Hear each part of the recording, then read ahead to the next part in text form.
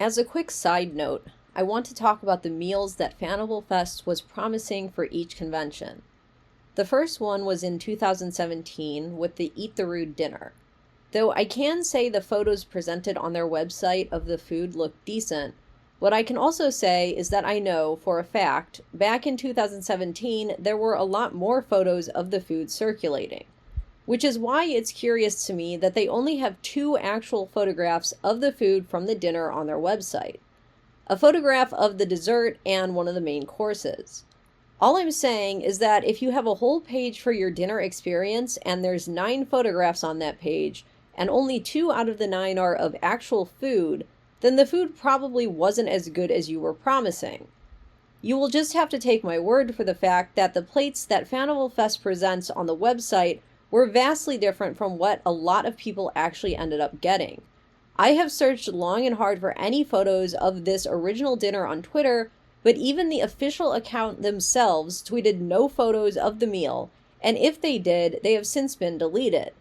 Once again, very odd that you wouldn't have more photograph evidence of your $160 dinner on any of your social media accounts.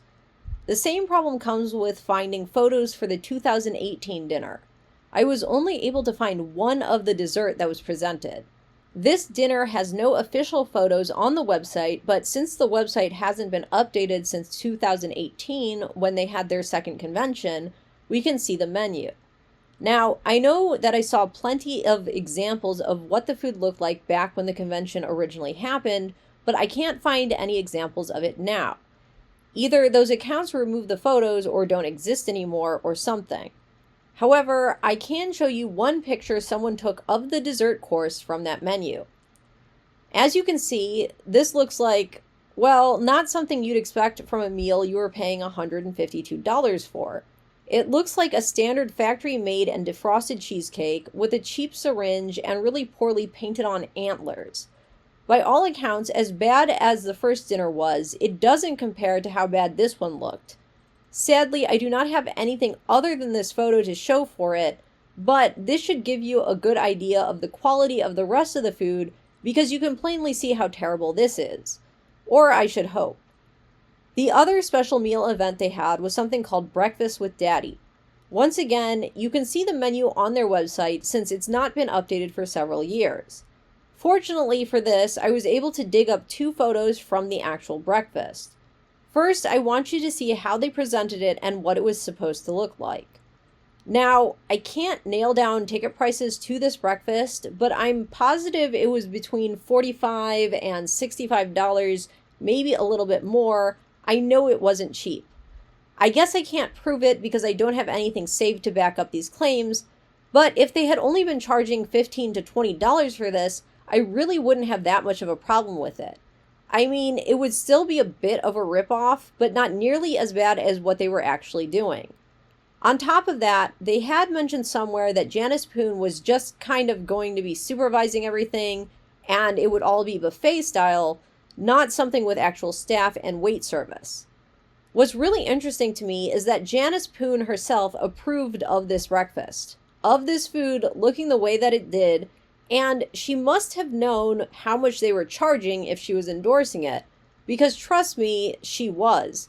She showed up to all these conventions, made speeches, took photos. So this woman who is allegedly a professional chef, very clearly highly skilled and good at her actual job, let this convention slap her name on this Breakfast with Daddy meal and approve it when it looked like this.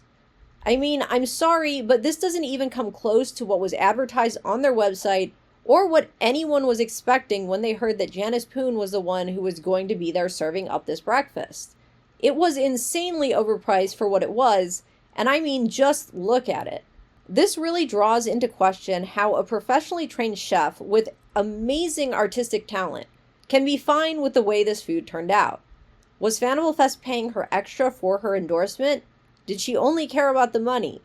If she was the one supervising, as FannibalFest claimed she was, why didn't she do a better job of it? Why didn't FannibalFest ensure that everything that they were serving was at least worth the quality of the food on the plate?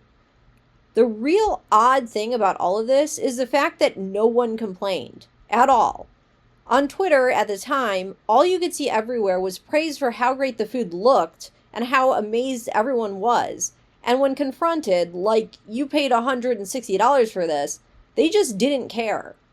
Personally, if that had been me, even if I was a super huge fan of the show and super excited to be there and eat food totally not made or styled by Janice, I'd have had a massive problem with how much the ticket prices were. I don't know if these people were just brainwashed or too scared to say how they actually felt, but it was pretty criminal for them to charge as much as they did for these meals, then to present the garbage that they ended up serving.